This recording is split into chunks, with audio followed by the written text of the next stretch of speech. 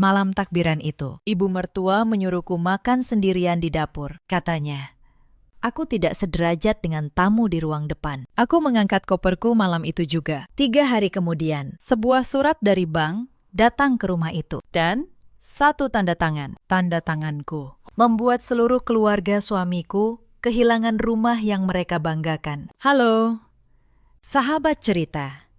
Selamat datang kembali di kanal ini. Sebelum kita mulai, tolong nyalakan lonceng notifikasi agar tidak ketinggalan kisah berikutnya. Kisah malam ini tentang sebuah tanda tangan, tentang harga sebuah penghinaan, dan tentang seorang perempuan yang terlalu lama dianggap tidak punya nilai. Nama saya Maya.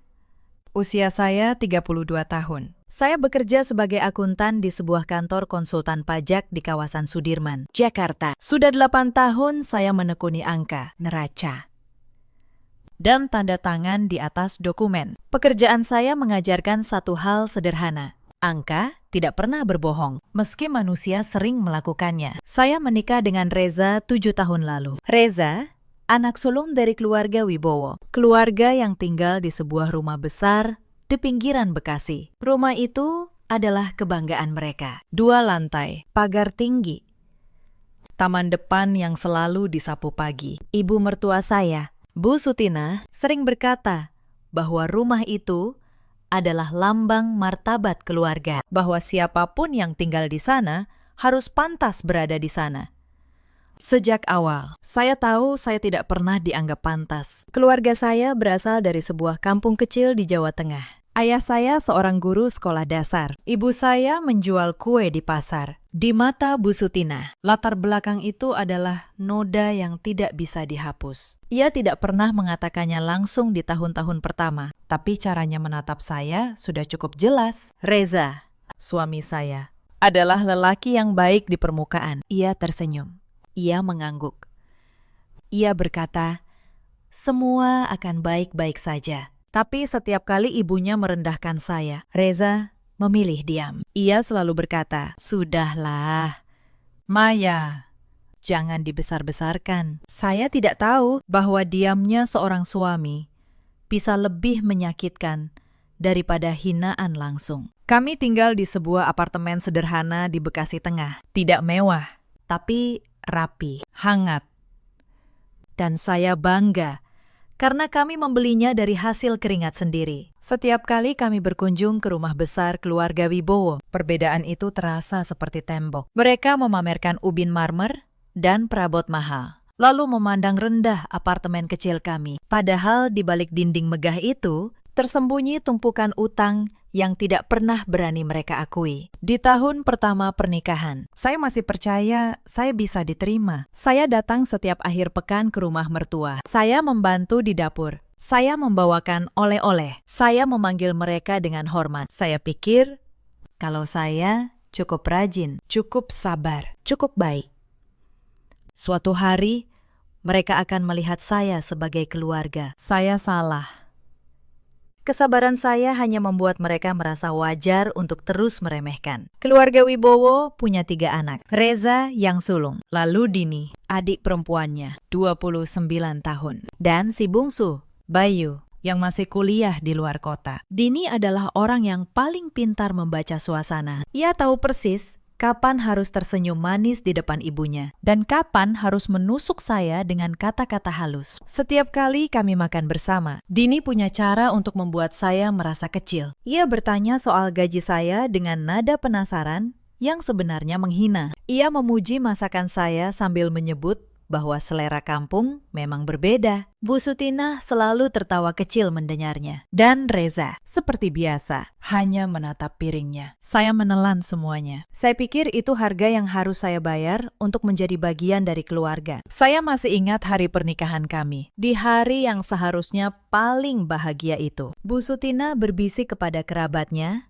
bahwa Reza menikah di bawah standar. Saya mendengarnya. Berdiri dengan gaun pengantin, tersenyum kepada para tamu sambil menahan luka. Reza yang berdiri di samping saya pasti juga mendengarnya.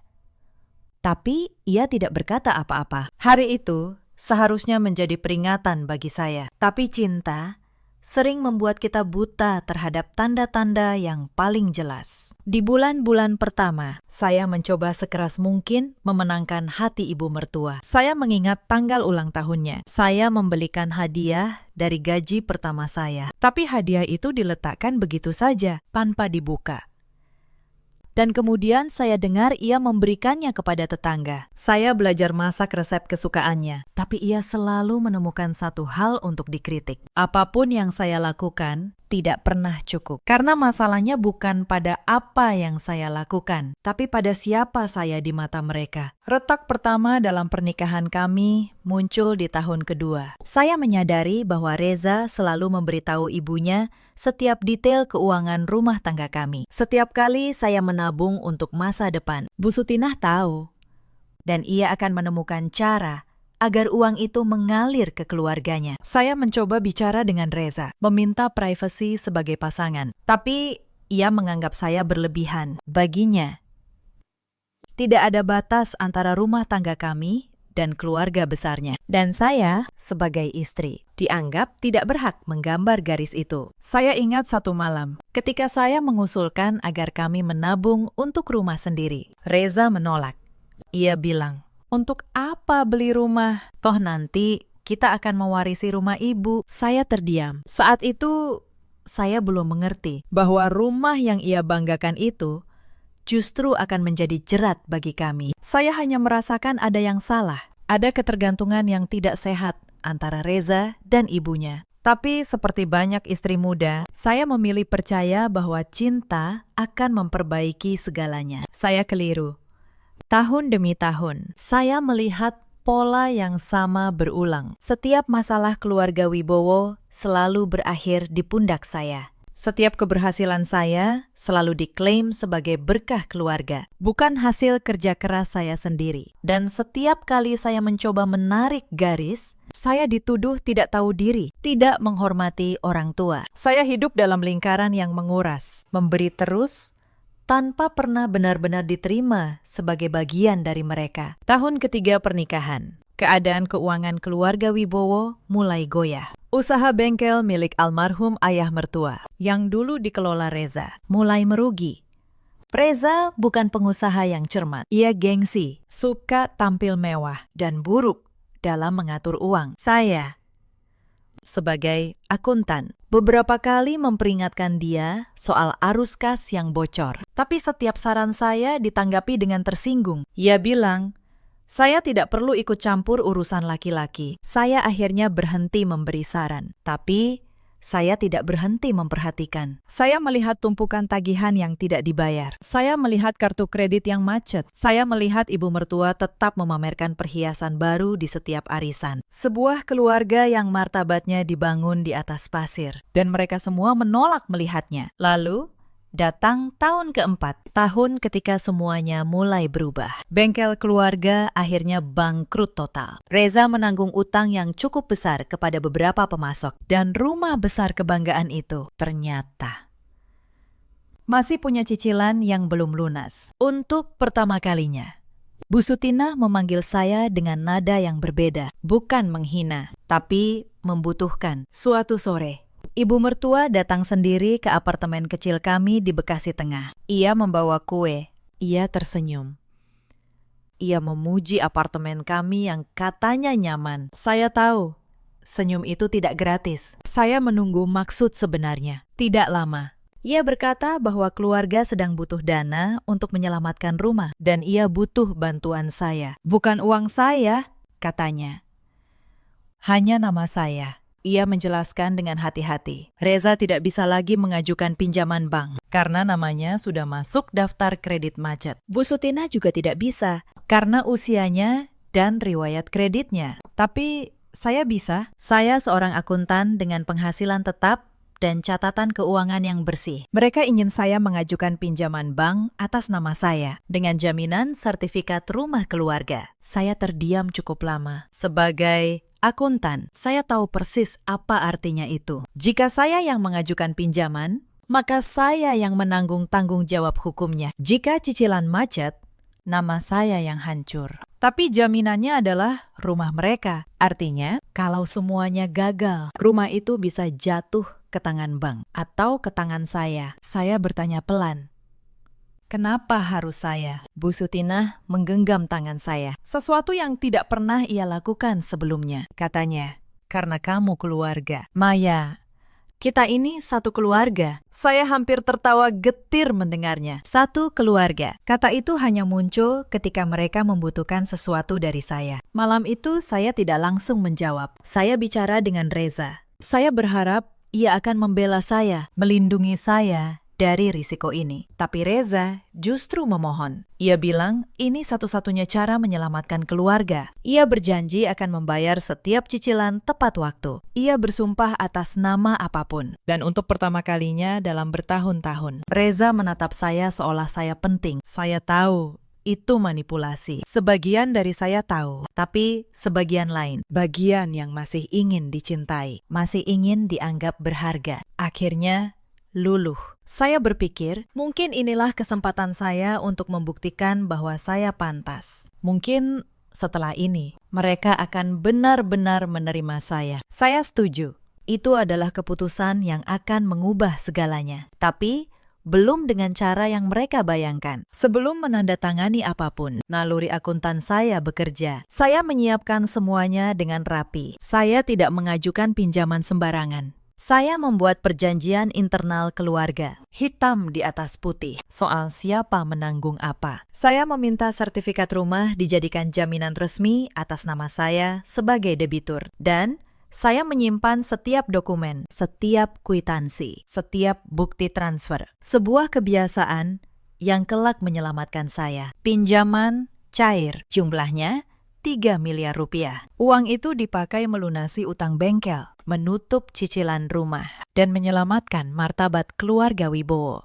Untuk beberapa bulan, semuanya tampak membaik. Bu Sutinah kembali tersenyum lebar di arisan. Dini kembali memamerkan tas barunya. Dan saya, sang penyelamat, perlahan kembali dianggap seperti dulu. Seperti orang luar. Cicilan bulan pertama dibayar Reza, tepat waktu. Cicilan bulan kedua, terlambat seminggu. Saya yang menambal kekurangannya. Cicilan bulan ketiga, Reza bilang, ia sedang sulit. Saya membayar penuh dari tabungan saya. Bulan keempat, kelima, keenam. Selalu saya yang membayar. Janji Reza menguap secepat ia mengucapkannya. Dan tidak ada satupun dari mereka yang merasa bersalah. Setiap tanggal, jatuh tempo. Saya merasakan beban yang sama. Saya harus mengatur ulang anggaran saya sendiri, memotong keperluan pribadi, agar cicilan itu tetap terbayar. Saya yang dulu bisa menabung dengan nyaman, kini harus berhitung cermat setiap rupiah. Sementara di rumah Wibowo, tidak ada yang berubah. Mereka tetap hidup seolah uang itu turun dari langit. Saya menanggung beban diam-diam, sambil tetap tersenyum di depan mereka. Karena saya masih berharap pengorbanan ini akan berarti sesuatu. Pernah suatu kali saya hampir tidak sanggup membayar. Bulan itu ada pengeluaran tak terduga untuk kesehatan ayah saya di kampung. Saya menelpon Reza, memohon agar bulan itu saja ia yang membayar cicilan. Ia menjawab dengan ringan, bilang ia juga sedang tidak punya uang, lalu menutup telepon. Malam itu, saya menguras tabungan darurat saya, dan saya berjanji pada diri sendiri, ini tidak akan berlangsung selamanya. Yang lebih menyakitkan bukan soal uang, tapi soal bagaimana mereka memperlakukan saya setelah uang itu mereka terima. Bu Sutinah kembali menyindir asal-usul saya di depan tamu. Dini kembali bertanya, kapan saya akan punya anak? Dengan nada yang seolah saya cacat. Mereka mengambil pengorbanan saya, lalu menginjaknya,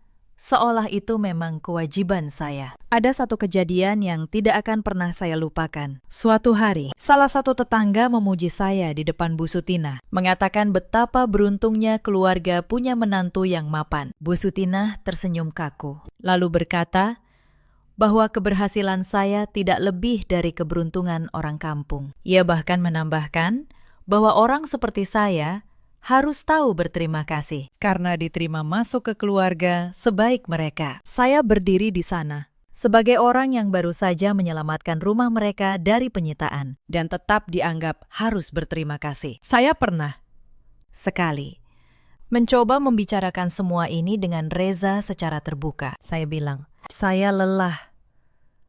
Saya bilang, Saya merasa hanya berharga ketika punya uang untuk diberikan. Saya berharap setidaknya sekali ia akan memeluk saya dan berkata bahwa ia melihat pengorbanan saya. Tapi yang ia katakan adalah, jangan terlalu sensitif. Maya, ibu sudah tua, mengalah saja.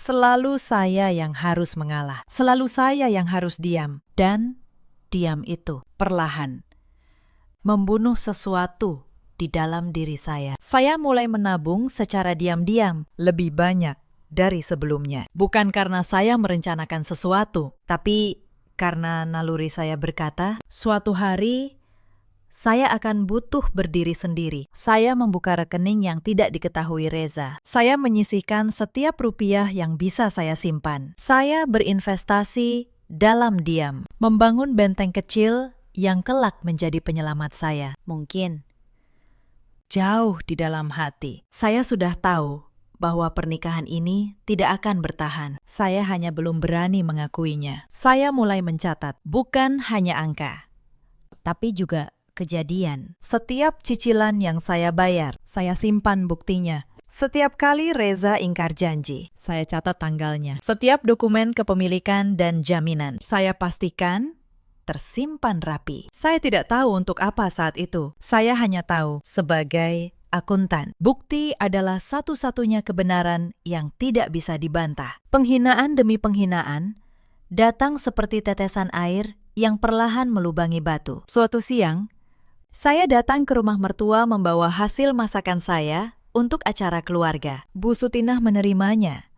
Lalu di depan para tamu, ia berkata bahwa masakan saya terlalu sederhana untuk meja sebesar itu. Ia memerintahkan pembantu menyingkirkan piring saya ke meja belakang, jauh dari pandangan tamu. Saya hanya tersenyum tipis. Tapi malam itu saya mencatat satu hal lagi di buku saya. Tanggal, kejadian, dan rasa yang saya tahan. Di lain waktu, Dini meminjam mobil saya untuk keperluannya. Ia mengembalikannya dengan penyok di pintu dan tanpa sepatah kata maaf ketika saya menyebutnya pelan. Bu Sutinah malah membela Dini, mengatakan saya terlalu menghitung soal benda mati. Padahal benda mati itu saya beli dari hasil kerja saya sendiri. Sementara mereka bahkan tidak sanggup membayar cicilan rumah. Saya menelan kalimat itu, seperti biasa.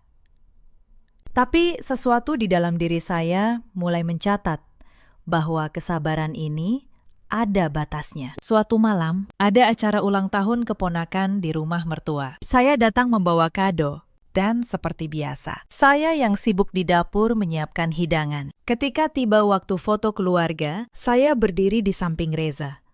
Bu Sutinah menyuruh saya minggir. Katanya foto ini khusus untuk keluarga inti. Saya melangkah keluar dari bingkai foto, di rumah yang saya bayar cicilannya setiap bulan. Dan tak satu pun dari mereka merasa ada yang salah. Tekanan keuangan keluarga Wibowo tidak benar-benar membaik. Meski pinjaman menyelamatkan rumah, gaya hidup mereka tidak pernah berubah. Bu Sutinah masih membeli perhiasan. Dini masih berganti tas setiap musim. Suatu hari, Reza datang kepada saya dengan wajah memelas, meminta tambahan dana untuk keperluan ibunya. Saya menolak untuk pertama kalinya, dan penolakan kecil itu cukup membuat mereka memandang saya seolah saya pengkhianat. Sejak penolakan itu, sikap mereka semakin dingin. Bu Sutinah mulai bicara tentang bagaimana keluarga butuh menantu yang tahu diri. Dini menyindir bahwa ada perempuan yang lupa dari mana ia berasal, begitu punya sedikit uang. Reza,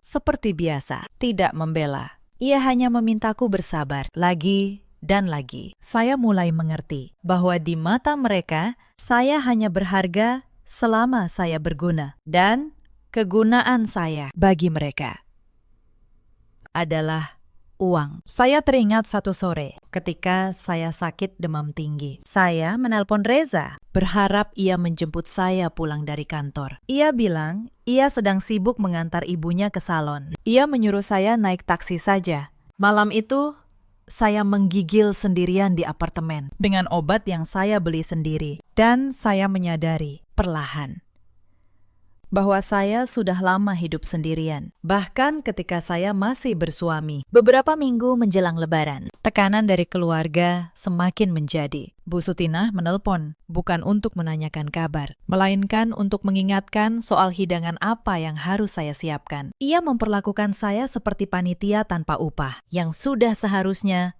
melayani keluarga besar. Dini menambahkan daftar permintaan. Dari kue kering sampai parcel untuk para tamu penting mertua. Saya mengiyakan semuanya. Karena saat itu, saya masih mengira bahwa pengabdian akan membeli sebuah tempat di hati mereka. Saya menghabiskan tabungan bulan itu untuk membeli bahan-bahan terbaik. Saya memasak sampai larut malam, menyiapkan opor, rendang, dan belasan toples kue. Tangan saya melepuh karena minyak panas. Punggung saya nyeri karena berdiri terlalu lama. Tapi saya melakukannya dengan harapan. Harapan yang ternyata sia-sia. Bahwa kali ini saya akan dilihat. Saya tidak tahu bahwa semua kerja keras itu hanya akan berakhir dengan saya disuruh duduk di dapur. Sehari sebelum takbiran, Dini menelpon dengan nada memerintah. Ia memberitahu bahwa tamu-tamu penting dari pihak ibunya akan datang. Orang-orang yang katanya berkelas. Ia mengingatkan saya untuk tidak banyak bicara di depan mereka, agar tidak mempermalukan keluarga. Ia bilang,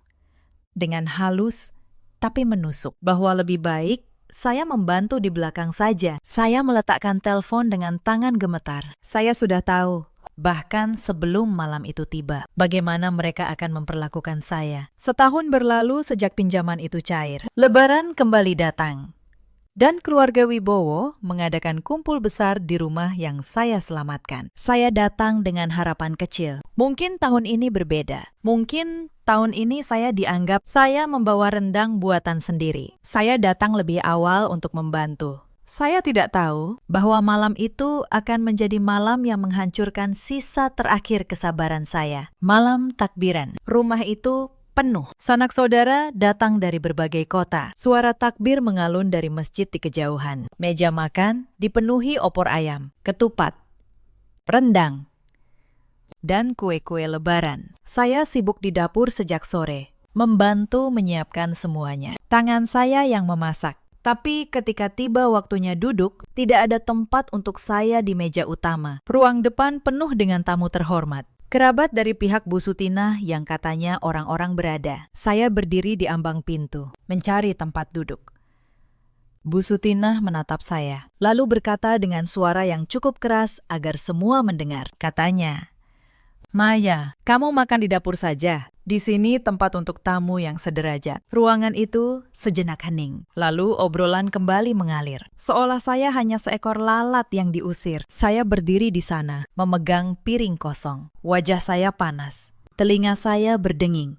Tapi saya tidak menangis. Saya menatap Reza, suami saya.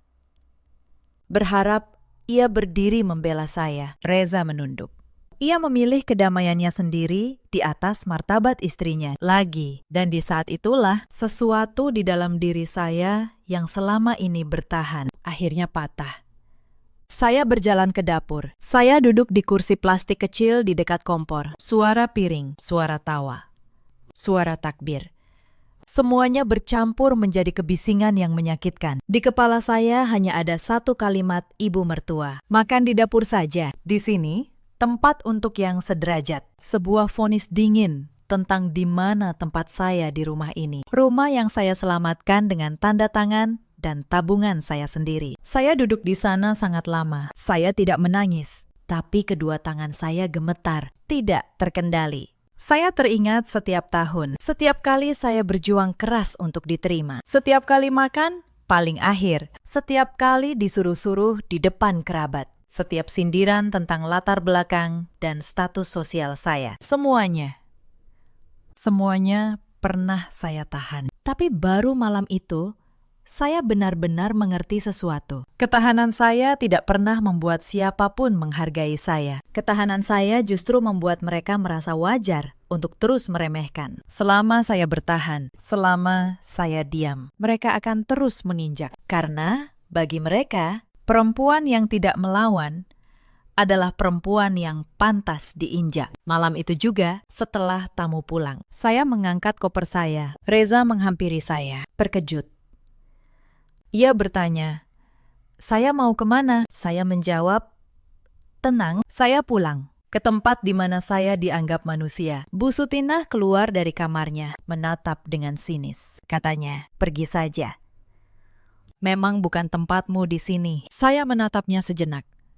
Lalu saya berkata, "Ibu benar, ini bukan tempat saya. Tapi rumah ini mungkin juga bukan tempat ibu lagi." Mereka tidak mengerti maksud kalimat itu. Saya melihatnya di wajah mereka. Mereka pikir saya hanya menggertak. Perempuan kalah yang mencoba terlihat kuat sebelum pergi. Saya tidak menjelaskan apa-apa. Saya hanya menutup pintu dan pergi ke dalam malam takbiran. Di luar, suara takbir masih mengalun. Tapi untuk pertama kalinya dalam 7 tahun, saya merasa lega.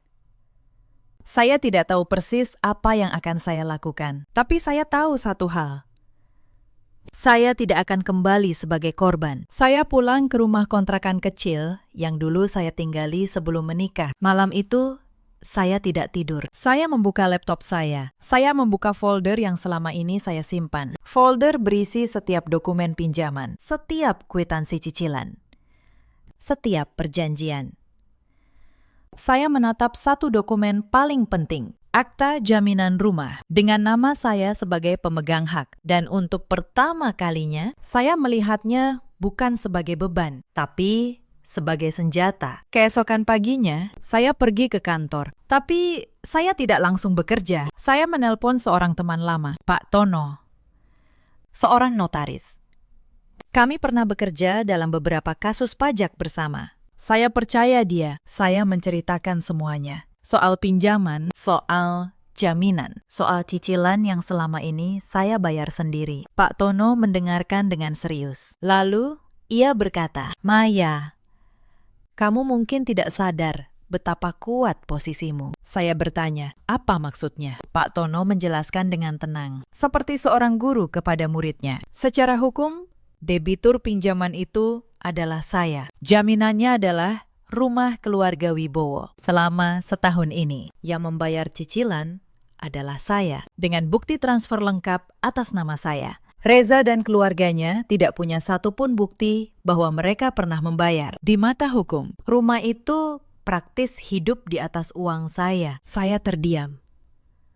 Kepala saya berputar. Pak Tono melanjutkan, "Jika cicilan dihentikan, bank akan menyita rumah itu sebagai jaminan. Tapi sebelum itu, sebagai debitur dan penanggung, saya punya hak untuk mengambil alih jaminan dengan melunasi sisa pinjaman. Artinya, jika saya melunasi sisa utang, saya bisa secara sah menjadi pemilik rumah itu. Rumah yang selama ini menjadi lambang martabat keluarga Wibowo bisa berpindah tangan secara hukum ke tangan saya. Saya pulang malam itu dengan pikiran yang penuh. Sebagian dari saya masih ragu. Ini keluarga suami saya. Ini ayah dari rumah tangga saya. Tapi lalu saya teringat malam takbiran. Saya teringat kursi plastik di dapur. Saya teringat wajah Reza yang menunduk, memilih kedamaiannya di atas martabat saya. Dan keraguan itu perlahan menguap. Mereka sudah memilih.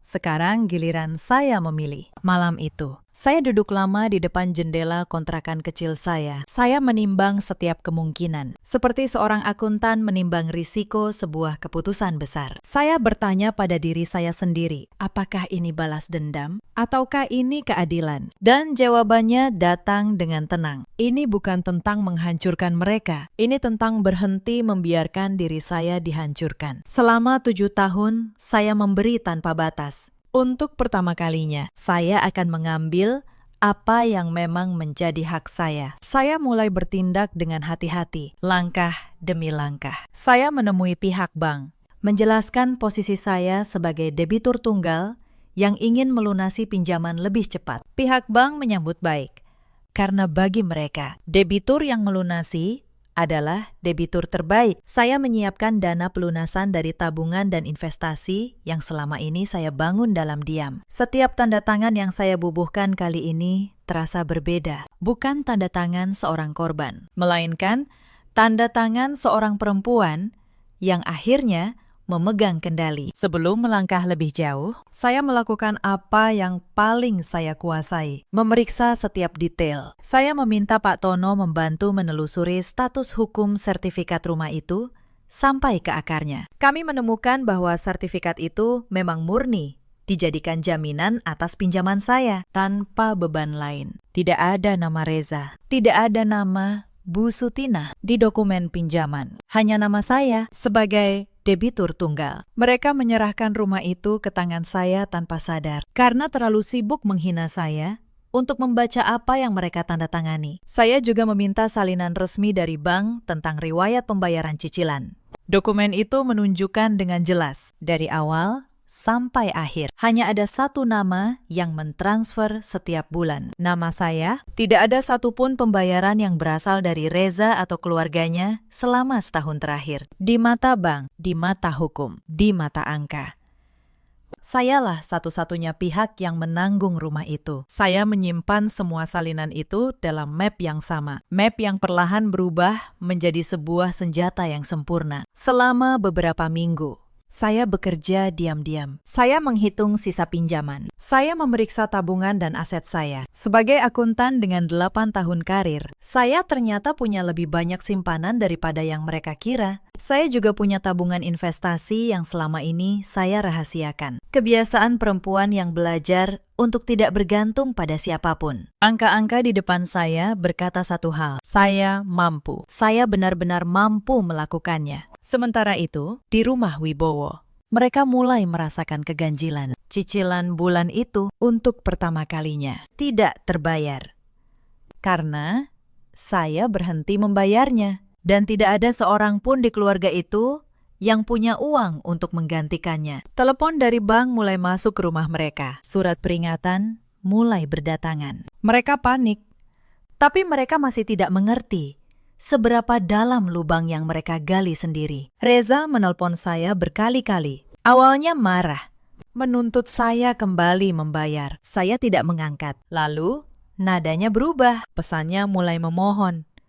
Belum sampai 10 menit kemudian, telepon berdering lagi. Kali ini nomor ibu mertua. Saya menatap layar lama sekali. Lalu, saya mengangkatnya. Suaranya di seberang sana sangat berbeda dari biasanya. Tidak lagi tajam, melainkan melunak dengan jelas. Katanya, pulanglah.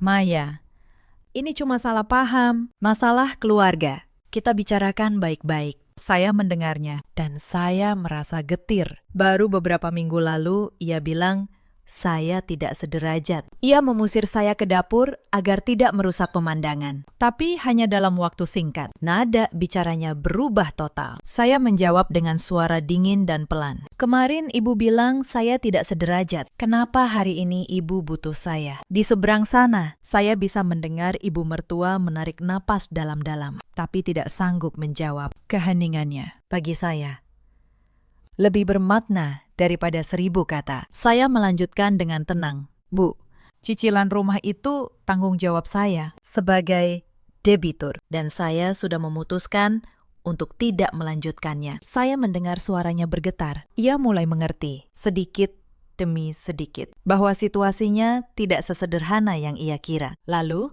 saya menutup telepon. Untuk pertama kalinya, saya yang mengakhiri pembicaraan. Bukan mereka. Hari berikutnya, Dini yang datang ke kantor saya. Ia datang dengan wajah manis yang biasa ia pakai untuk memanipulasi. Ia berkata bahwa ini semua kesalahpahaman, bahwa keluarga menyayangi saya, bahwa Bu Sutina hanya keras di luar. Saya membiarkan dia bicara sampai selesai. Lalu, saya meletakkan sebuah map tebal di atas meja. Saya berkata, Dini, saya akuntan. Saya tidak mendengarkan kata-kata. Saya membaca dokumen. Dan dokumen di sini bercerita berbeda dari yang kamu katakan. Dini membuka map itu. Wajah manisnya perlahan memudar. Di dalamnya ada akta pinjaman, bukti cicilan setahun penuh atas nama saya, dan akta jaminan rumah. Ada juga perjanjian internal keluarga yang dulu mereka tanda tangani dengan enteng. Mengira itu hanya formalitas. Saya menunjuk satu baris. Di sini tertulis, jika cicilan ditanggung oleh saya dan pihak keluarga gagal membayar, hak atas jaminan beralih kepada saya. Dini menatap saya. Untuk pertama kalinya, tanpa senyum. Ia mulai mengerti bahwa perempuan kampung yang selama ini mereka hina memegang seluruh rumah di tangannya. Pertemuan diatur. Esok paginya, di sebuah kedai kopi kecil yang tersembunyi di gang sempit, tempat tanpa papan nama, tidak ramai pengunjung. Saya datang beberapa menit lebih awal. Kedai itu sepi, hanya ada beberapa meja kayu tua dan cahaya lampu kuning yang redup. Saya memilih duduk di sudut paling dalam, punggung bersandar ke dinding. Sebuah kebiasaan waspada yang entah sejak kapan saya miliki. Mungkin sejak saya belajar bahwa orang terdekat pun bisa menusuk dari belakang. Mereka datang bersama. Bu Sutinah, Reza, dan Dini. Tidak ada lagi kesombongan di wajah ibu mertua. Tidak ada lagi senyum manipulatif Dini. Reza terlihat paling hancur. Seperti lelaki yang baru sadar telah kehilangan sesuatu yang tidak ia hargai. Mereka duduk di hadapan saya. Untuk pertama kalinya dalam 7 tahun. Mereka menunggu saya yang bicara. Saya membiarkan keheningan menggantung sejenak. Lalu, saya membuka map yang sama. Map yang berisi kebenaran. Saya berbicara dengan tenang, tanpa amarah. Saya berkata, mari kita bicara dengan angka. Karena angka tidak pernah berbohong. Saya jelaskan satu persatu. Pinjaman 3 miliar atas nama saya. Cicilan setahun penuh yang saya bayar sendiri. Sertifikat rumah sebagai jaminan resmi atas pinjaman itu. Perjanjian internal yang mereka tanda tangani. Lalu saya berkata secara hukum, jika saya melunasi sisa pinjaman, rumah itu menjadi milik saya sepenuhnya. Dan saya sudah melunasinya kemarin. Ruangan kecil itu seolah berhenti bernapas. Bu Sutinah menatap saya dengan mata yang melebar. Mulutnya terbuka, tapi tidak ada suara. Dini meraih dokumen, membacanya dengan tangan gemetar, mencari celah yang tidak ada. Reza menutup wajahnya dengan kedua tangan. Ia tahu, lebih dari siapapun, bahwa ini adalah akibat dari diamnya selama bertahun-tahun. Rumah yang menjadi lambang martabat mereka. Rumah yang mereka pakai untuk menghina saya. Kini sah menjadi milik perempuan yang mereka suruh makan di dapur. Bu Sutinah akhirnya bersuara. Suaranya pecah. Katanya, kamu tidak bisa melakukan ini. Kami ini keluargamu. Saya menatapnya lurus. Saya berkata, Bu, di malam takbiran itu, ibu sendiri yang bilang saya tidak sederajat. Ibu sendiri yang bilang saya bukan keluarga. Saya hanya mengambil apa yang secara hukum memang menjadi hak saya. Sesuatu yang saya bayar dengan tabungan, dengan tanda tangan, dan dengan martabat saya yang ibu injak. Untuk pertama kalinya, ibu mertua saya tidak punya satu kata pun untuk membalas. Saya membuka lembar demi lembar dokumen di hadapan mereka, dengan tenang seperti seorang akuntan yang menyajikan laporan. Ini, kata saya, adalah akta pinjaman. Lihat nama debiturnya. Hanya ada satu, nama saya. Ini bukti transfer cicilan selama 12 bulan. Lihat pengirimnya. Hanya ada satu, nama saya. Dan ini, kata saya sambil menunjuk lembar terakhir, adalah akta jaminan. Lihat siapa pemegang haknya. Hanya ada satu, nama saya. Tidak ada satupun dari kalian yang muncul di dokumen-dokumen ini, kecuali sebagai pihak yang berutang budi. Bu Sutinah meraih salah satu dokumen. Tangannya gemetar membaca baris demi baris. Ia mencari namanya. Nama Reza. Nama siapapun dari keluarganya yang bisa membantah klaim saya. Tapi tidak ada. Semua yang dulu mereka tanda tangani dengan enteng, kini menjadi rantai yang mengikat mereka. Wajahnya, yang selama 7 tahun selalu memandang saya dari atas, kini memucat menatap kertas-kertas itu. Untuk pertama kalinya, ia mengerti bahwa kesombongan tidak pernah bisa mengalahkan sebuah bukti yang tersimpan rapi. Dini mencoba berargumen. Ia bilang, saya kejam. Saya tidak punya hati. Saya menjawab dengan tenang. Dini, selama 7 tahun, kalian semua tidak pernah bertanya, apakah saya punya hati? Kalian mengambil pengorbanan saya, lalu menginjaknya. Kalian memakai nama saya, lalu mempermalukan saya. Saya tidak melakukan apapun selain mengikuti dokumen yang kalian sendiri tanda tangani. Jika hukum berpihak pada saya, itu bukan karena saya kejam. Itu karena selama ini saya menyimpan bukti. Sementara kalian hanya menyimpan kesombongan. Dini terdiam. Kehabisan kata. Senyum manipulatif yang biasa ia pakai sudah tidak berguna lagi. Ia mencoba sekali lagi. Kali ini dengan air mata. Ia bilang, ibunya sudah tua, tidak punya tempat lain. Saya menatapnya. Saya berkata, air mata itu seharusnya kalian tunjukkan ketika saya disuruh makan di dapur. Bukan sekarang ketika kalian kalah. Saya tidak terbuat dari batu. Tapi saya juga sudah belajar bahwa belas kasihan kepada orang yang tidak pernah berbelas kasih hanya akan membuat saya diinjak lagi. Dini menunduk. Untuk pertama kalinya, ia tidak punya jawaban. Reza akhirnya berbicara, suaranya nyaris berbisik. Ia bertanya, "Jadi kamu mau mengusir kami dari rumah itu?" Saya menatapnya lama. Lelaki yang dulu saya cintai, yang berkali-kali memilih diam ketika saya dihina. Saya berkata, "Tidak, Reza. Saya tidak akan mengusir kalian seperti kalian mengusir saya. Tapi rumah itu kini milik saya. Dan mulai sekarang, siapapun yang tinggal di sana, tinggal atas izin saya, bukan sebaliknya." Reza menundukkan kepala. Ia tahu, lebih dari siapapun, bahwa ia kehilangan bukan hanya rumah, tapi juga seorang istri yang dulu rela menyerahkan segalanya. Ia bergumam, mungkin kepada dirinya sendiri, bahwa ia seharusnya membela saya sejak dulu. Saya menatapnya tanpa kebencian, hanya dengan sebuah kelelahan yang sudah lama mengendap. Saya berkata, "Kamu benar, Reza. Kamu seharusnya membela saya, tapi kamu memilih ibumu setiap kali. Selama 7 tahun, dan sekarang terlalu terlambat untuk menyesalinya. Karena saya sudah belajar berdiri tanpa kamu. Itu adalah pukulan terbesar bagi mereka. Bukan kehilangan rumah secara fisik, tapi pembalikan posisi yang sempurna. Perempuan yang dulu mereka anggap menumpang, kini menjadi pemilik yang memberi izin. Bu Sutina, yang seumur hidupnya membanggakan martabat keluarga, kini harus menerima bahwa martabat itu ada di tangan menantu yang ia hina. Saya tidak perlu berteriak. Saya tidak perlu menghina balik. Angka dan dokumen sudah berbicara lebih keras daripada amarah apapun. Beberapa hari kemudian, dokumen peralihan hak rumah selesai diurus. Secara hukum, rumah besar di Bekasi itu kini atas nama saya, Maya. Saya tidak pindah ke sana. Saya tidak butuh rumah itu untuk merasa berharga lagi. Saya memberi keluarga Wibowo waktu untuk memutuskan. Dan saya menetapkan satu syarat sederhana. Jika mereka ingin tetap tinggal, mereka harus membayar sewa yang wajar dan memperlakukan saya sebagaimana seharusnya manusia memperlakukan manusia. Bu Sutinah menolak.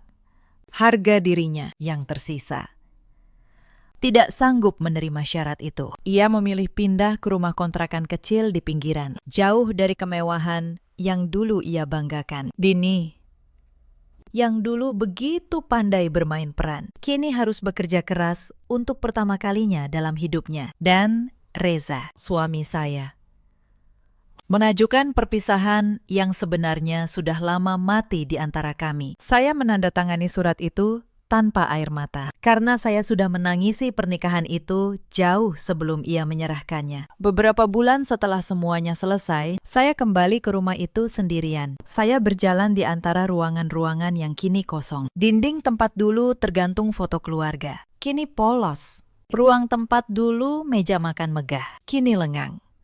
Saya berdiri lama di dapur. Di tempat kursi plastik kecil itu pernah diletakkan untuk saya. Dan untuk pertama kalinya, saya berdiri di rumah itu bukan sebagai orang yang diusir, tapi sebagai pemiliknya. Reza datang sekali untuk mengambil sisa barangnya. Sebelum pergi, ia berdiri di ruang tamu yang kosong dan berkata dengan nada nyaris memohon. Katanya, "Bagaimana kalau kita mulai dari awal lagi? Semua sudah berlalu." Saya memandang sekeliling rumah, menatap dinding-dinding yang kosong, menatap ruang di mana dulu ada kehangatan palsu. Saya berkata perlahan, setiap kata jelas. "Reza, tempat ini tidak pernah menjadi rumah untukku, dan kamu tidak pernah benar-benar memilih aku." Reza menunduk. Bahunya turun. Mungkin baru saat itulah ia benar-benar mengerti bagaimana saya menjalani tahun-tahun itu. Dari setiap kali ia memilih diam. Dari setiap kali ia memilih kedamaiannya sendiri daripada membela istrinya. Jarak di antara kami tidak tercipta dalam satu malam takbiran. Ia terbentuk perlahan selama bertahun-tahun. dari setiap diam itu. Reza pergi malam itu, dan saya tidak pernah melihatnya lagi. Setahun setelah semua itu, hidup saya berubah dengan tenang. Saya menjual rumah besar itu.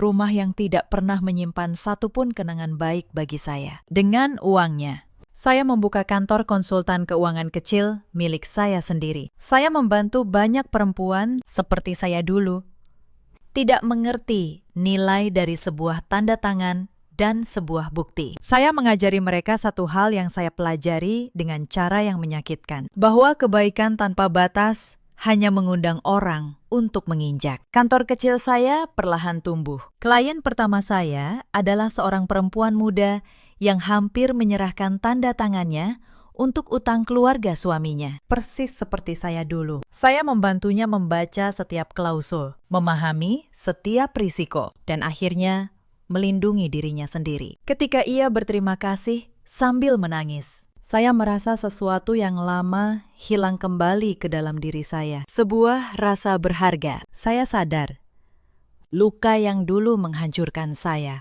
kini berubah menjadi kekuatan untuk menjaga perempuan lain. Saya juga kembali dekat dengan keluarga saya sendiri, ayah dan ibu saya, yang dulu saya jauhi karena malu dianggap tidak sederajat, kini menjadi tempat saya pulang. Saya membelikan ibu saya sebuah toko kue kecil, menggantikan gerobak yang puluhan tahun ia dorong di pasar. Ayah saya, sang guru sekolah dasar, tersenyum bangga melihat anaknya berdiri di atas kaki sendiri di rumah sederhana mereka. Saya menemukan kehangatan yang 7 tahun saya cari sia-sia di rumah besar keluarga Wibowo. Cerita ini mengajarkan satu hal sederhana. Jangan pernah mengira bahwa kesabaran yang tak berujung akan membuatmu dihargai. Dan jangan pernah menyerahkan tanda tanganmu kepada orang yang tidak menghargai dirimu. Ada banyak perempuan di luar sana yang seperti saya dulu, bertahan dalam penghinaan demi sebuah penerimaan yang tidak pernah datang. Mereka pikir,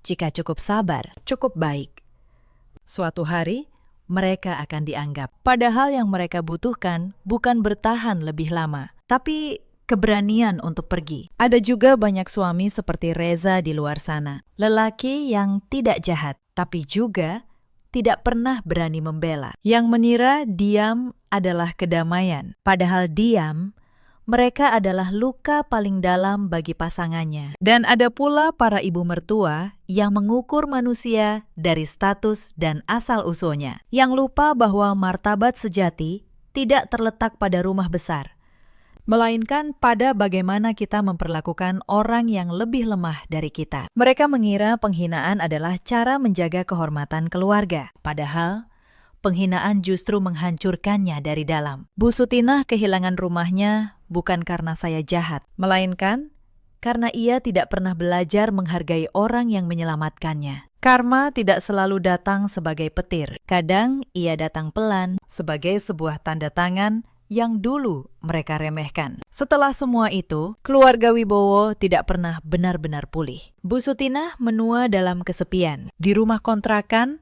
yang jauh dari kemewahan yang dulu ia banggakan. Dini akhirnya belajar bahwa pesona tanpa kerja keras tidak membawa siapapun jauh. Dan saya, perempuan yang dulu disuruh makan di dapur, kini duduk di kursi pemimpin di kantor saya sendiri. Bukan karena saya membalas dendam, tapi karena saya akhirnya memilih untuk menyelamatkan diri saya sendiri. Hingga sekarang, hal paling berharga yang saya rasakan bukanlah rumah yang saya menangkan atau uang yang saya dapatkan, melainkan kedamaian di dalam hati. Sesuatu yang selama bertahun-tahun saya korbankan, tapi tidak pernah bisa saya beli. Saya belajar bahwa menang bukanlah tentang menjatuhkan orang lain, tapi tentang menyelamatkan diri sendiri. Jika ada satu hal yang ingin saya sampaikan kepada kalian malam ini, itu adalah ini. Dalam hidup, setiap orang akan dihadapkan pada pilihan. Bertahan untuk menyenangkan orang lain, atau pergi untuk menjadi utuh bagi diri sendiri. Pilihlah dirimu sendiri, selalu. Karena tidak ada seorang pun yang akan menyelamatkanmu jika kamu sendiri terus memilih untuk bertahan dalam penghinaan. Ceritakan kisah kalian di kolom komentar. Bagikan kepada perempuan lain yang mungkin sedang bertahan dalam penghinaan, agar ia tahu ia tidak sendirian. Terima kasih sudah menemani sampai akhir. Sampai jumpa di kisah berikutnya. Jaga dirimu, dan jangan pernah biarkan siapapun menyuruhmu duduk di tempat yang tidak pantas untukmu.